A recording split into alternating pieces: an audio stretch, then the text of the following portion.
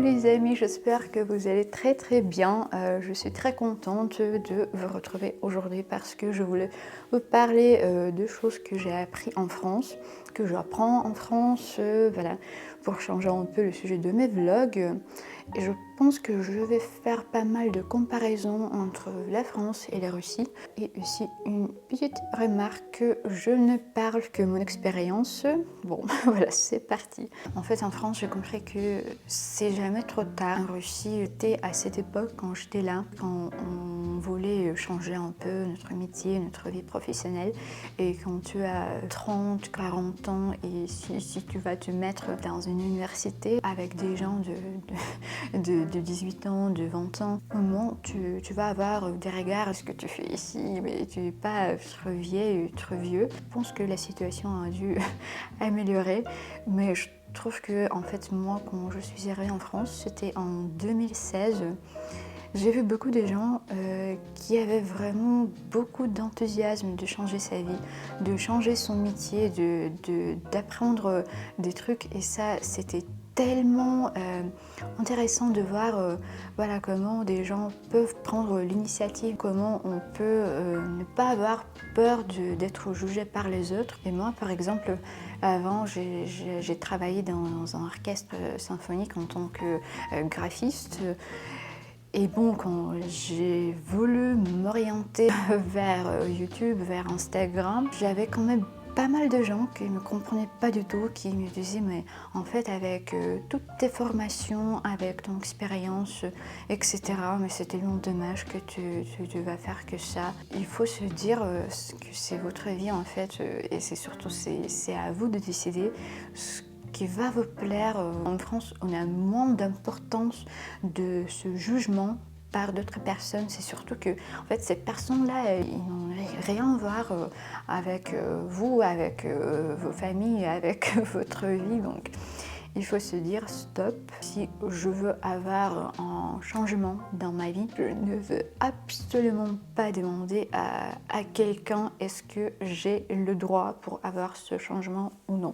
Je pense que la chose la plus importante quand on parle de la culture française et aussi quand tu te plonges dans ce pays, c'est cette fameuse expression l'art de vivre. C'est tellement exact pour dessiner ce qu'on peut apprendre de la culture française parce que en France, je commençais à apprécier le moment présent, je commençais à être vraiment dans ce que je fais. C'est surtout en France, je commençais à être vraiment très reconnaissante des petits moments de ma vie, de petits détails qu'on remarque pas toujours. Par exemple, si je bois du café, je reste vraiment concentrée au goût du café. Je pense à la nature quand je me promène dans la forêt, etc. Et par exemple, quand je prends un livre, je touche de la matière. Mais je pense que c'est assez difficile à expliquer, mais comment tu te plonges dans la culture française, l'art de vivre, vraiment, ça t'entourne. Et ça, je trouve que c'est génial parce que dans la culture moderne, dans le monde moderne, on se presse tout le temps. On court, on a le travail, on a du stress, etc. L'art de vivre, c'est la question de ta manière à vivre parce que la vie, c'est qu'une ta vision, c'est qu'une notre perception, notre perspective, etc. Maintenant, je privilégie vraiment la manière de consommer plutôt de seconde main. Avant, en Russie aussi, j'ai adoré des fripes, j'ai adoré des brocantes, etc. Mais je pense que en fait, en Russie, bon, pour l'instant, on n'a pas de cette culture de consommation de seconde main. Assez souvent, malheureusement, on a des gens qui disent « Ah, c'est horrible, je déteste de seconde main. Pourquoi je dois acheter des choses qui ont été déjà usées ?» Et surtout qu'on parle tellement souvent de l'énergétique du passé. C'est tellement bien de donner la seconde vie pour des objets, pour des vêtements, bon, pour des livres, etc. Parce que vu la situation actuelle pour la consommation horrible et vu la situation écologique, c'est tellement normal d'essayer petit à petit pour trouver bon, vos trésors, par exemple dans des fripes, au brocante.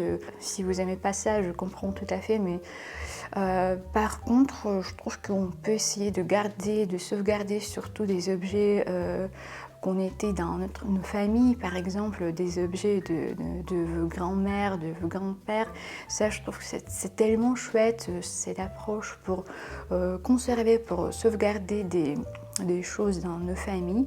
Ça, je commençais à essayer de mettre dans ma vie de plus en plus. Et voilà, je peux vous dire que maintenant, je passe vraiment assez souvent au brocante, je passe super souvent dans des fripes parisiennes. J'adore ça.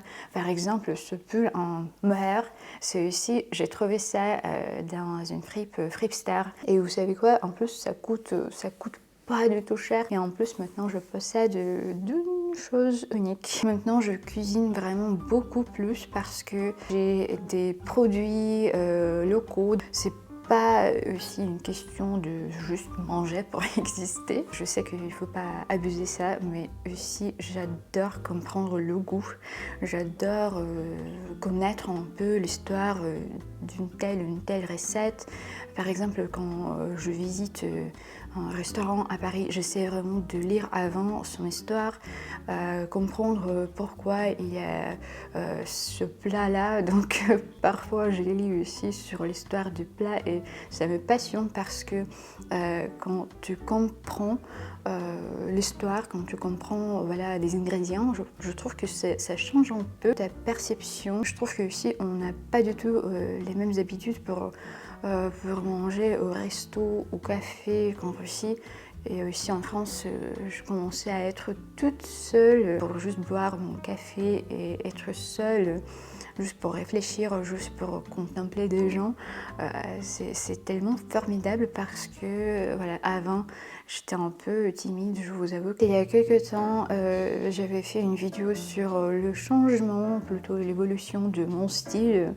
Je vous laisse ça dans un petit i. Mon style a changé complètement depuis mon arrivée en France parce que avant, bon, dans 2 mots, dans 2 mots, c'est promis, j'étais vraiment dans le style un peu abusé par le maquillage, par la longueur de mes jupes parce que c'était hyper court et en fait je portais des talons mais tout le jour pour moi c'était pas du tout pratique. Et en fait en France j'étais émerveillée par le style parisien, par le style parisien parce que j'ai regardé des gens et j'ai vu cette légèreté en fait quand des gens étaient vraiment très contents de leur posture, de leurs vêtements et de cette approche aussi de mixer des différents styles de différentes époques, même de vintage, des vêtements de tendance. Et en fait j'ai commencé aussi à être plus légère,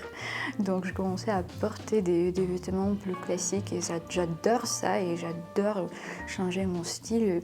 Et aussi en ce qui concerne le maquillage et ma coiffure, je trouve que je suis devenue beaucoup plus naturelle. J'essaie d'être belle, mais belle vraiment pour moi-même, pas pour les autres. En Russie, il y a quand même beaucoup de femmes qui essaient vraiment d'être attractives, être attirantes, mais pour les hommes.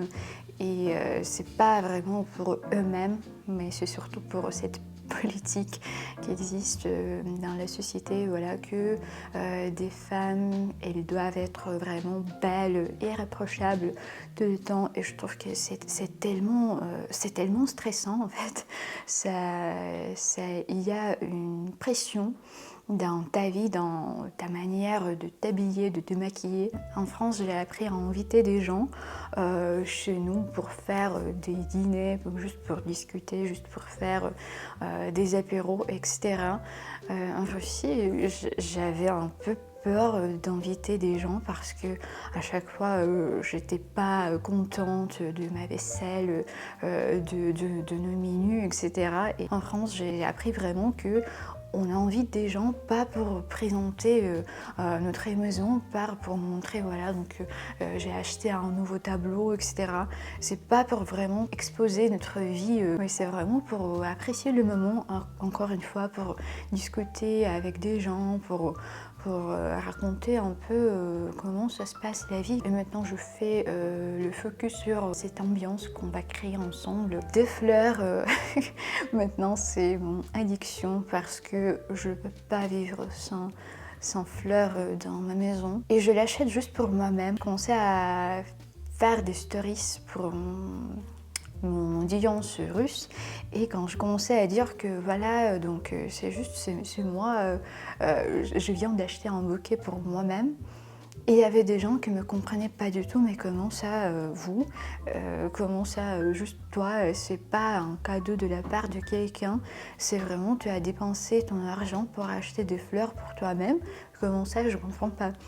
Et en fait, juste pour, aussi pour une petite histoire, en Russie, je pense que c'était en 2014, travaillant en tant que rédactrice pour une magazine. Après une journée mais vraiment très fatigante, j'étais épuisée et je me suis dit bon, je vais faire juste un petit plaisir pour moi-même. Je rentre dans une boutique, voilà, je vois un fleuriste, je dis j'aimerais bien avoir des jolies fleurs, voilà, donc elle commence à faire mon bouquet, et après il dit c'est pour qui? C'est pour un anniversaire ou c'est pour une fête spéciale? J'ai dit non, non, en fait c'est juste pour moi. Mais vous pouvez pas imaginer son regard. Et même poser cette question, comment ça pour vous? Donc j'étais un peu étonnée, à vrai dire. Donc maintenant des fleurs, ça fait partie de mes plaisirs. J'apprends des choses et c'est pas du tout la fin. Je trouve que c'est très important d'être d'esprit ouvert pour comprendre des choses, pour apprendre des choses. Mes chers amis, je vais vous attendre sur mon Instagram où je suis beaucoup plus présente, où je poste mes contenus, je vous montre ce magnifique Paris, je vous montre ma vie quotidienne, je vous partage aussi de petites recettes, voilà. Et aussi n'hésitez pas à vous abonner à ma chaîne parce que ça va m'encourager énormément. Dans la dernière vidéo, je vous ai dit que je vais essayer de poster une vidéo par semaine. Je commençais à tenir mes mots, heureusement. Je vais vous attendre sur Instagram, sur ma chaîne. Je vous embrasse bien bien fort. Merci beaucoup et à très bientôt.